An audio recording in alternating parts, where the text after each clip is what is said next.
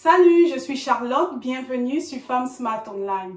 Sur cette chaîne, je montre comment réussir, comment débuter et réussir la vente sur Amazon. Si tu cherches par exemple une source de revenus supplémentaire, comme c'était mon cas quand j'ai commencé à vendre sur Amazon, tu es au bon endroit. Abonne-toi à cette chaîne pour ne rien rater des dernières nouveautés sur la vente sur Amazon. D'ailleurs, parlant de nouveautés, sais-tu que Amazon limite actuellement le nombre d'articles que tu peux envoyer dans ses entrepôts? Sais-tu que tu ne peux pas, par exemple, envoyer plus de 200 articles en un coup? Pourquoi est-ce que Amazon a ces limitations et comment contourner cette règle? Je répondrai à toutes ces questions dans cette vidéo.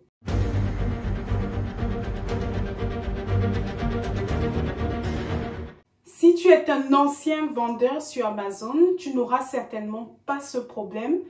Par contre, si tu es un nouveau vendeur, si tu viens tout juste de commencer ou alors si tu es vraiment en train de planifier l'envoi des articles sur Amazon, ben, sache que Amazon limite en fait le nombre d'articles que tu peux envoyer dans ses entrepôts par racine. Donc, c'est vraiment par produit. Et cette limite est fixée à 200 articles et concerne uniquement, comme je l'ai dit, les nouveaux vendeurs. Donc, pourquoi cette quantité minimale et comment faire pour pouvoir contourner cette restriction? Déjà, pourquoi cette restriction? Ben, parce que la saison haute de la vente sur Amazon, encore appelée Q4, approche. Donc, cette saison va d'octobre à décembre. D'ailleurs, si tu hésitais encore à te lancer sur Amazon, c'est le moment ou jamais de te lancer. Si tu veux avoir, par exemple, des options pour des formations, regarde sur mon site internet www.femmesmartonline.com. Donc, comme je disais, la haute saison approche à grands pas et Amazon a mis en place cette limitation pour pouvoir gérer la quantité d'articles reçus dans les stocks, pour pouvoir permettre un roulement beaucoup plus rapide des articles. En fait, en tant que nouveau vendeur, la plupart des nouveaux vendeurs ne savent pas vraiment gérer leur stock et ne savent pas planifier l'envoi. Donc, c'est pour ça qu'Amazon prend les devants et met en place cette limitation pour permettre d'éviter le long stockage des articles dans ses entrepôts. Donc, comme je te disais, si tu veux te lancer, c'est vraiment le bon moment. Cette limitation ne devrait pas t'empêcher de vraiment te lancer sur la vente et te dire non, je ne vais pas me lancer parce que je ne peux pas envoyer plus de 200 articles. Comment savoir si cette restriction te touche? Ben, il faudrait aller dans ton centre vendeur au niveau d'inventaire. Donc, tu vas aller sur la plateforme de gestion de l'inventaire.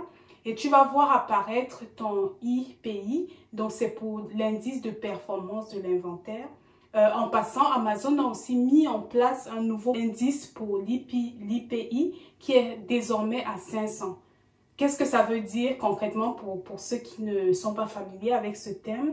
Ben, ça veut tout simplement dire que un indice, si tu as un indice en dessous de 500, un indice de performance de ton inventaire de moins de 500, à partir du 16 août 2020, Amazon va restreindre la quantité d'articles que tu vas pouvoir envoyer. Donc, tu vas pouvoir savoir exactement la quantité minimale que tu veux envoyer lorsque tu vas vérifier en fonction du produit combien Amazon te laisse envoyer. Plus tu vends, plus la quantité minimale que tu peux envoyer à l'entrepôt d'Amazon va augmenter. En ce qui concerne en fait la situation actuelle, qu'est-ce que je te conseille? Comment faire pour contourner cette limitation? Donc, dans un premier temps, je te dirais de t'abonner à cette page pour ne rien rater de toutes les astuces. Ensuite, je te dirais, tu peux envoyer à 200 unités Amazon et par exemple, envoyer le reste des articles soit chez toi, si tu vis dans un pays, dans le même pays où tu vends, ou si tu as de la place aussi chez toi. Et si tu n'as pas de place, par contre, si tu n'as pas de place ou si tu ne vis pas dans le marché dans lequel tu vends, une autre stratégie que je te conseille fortement, c'est de penser aux prep centers, aux entreprises qui s'occupent du stockage de tes articles. Donc, tu peux stocker tes articles, par exemple, dans un entrepôt, envoyer 200 et ensuite, lorsque tu vends, envoyer le reste de tes articles. C'est vraiment très important de comprendre comment gérer son stock, comment gérer son inventaire, parce qu'il est tout aussi important d'éviter la rupture de stock sur Amazon. Donc, Amazon voudrait voir que tu sais vendre, que tu sais gérer ton stock, et plus tu vends, plus ta limite va augmenter. Les centres de préparation, les centres de stockage, c'est une option. Tu peux aussi choisir, par exemple, d'utiliser le FBM, dans le Fulfilled by Merchant, si tu as la place chez toi. Ça veut dire que tu reçois tes articles et tu les envoies. D'ailleurs, les centres de préparation d'articles s'occupent aussi du FBM. Donc, si tu n'as pas la place chez toi, il y a des services qui peuvent s'occuper du stockage et même d'envoyer les articles à chaque fois que les clients commencent.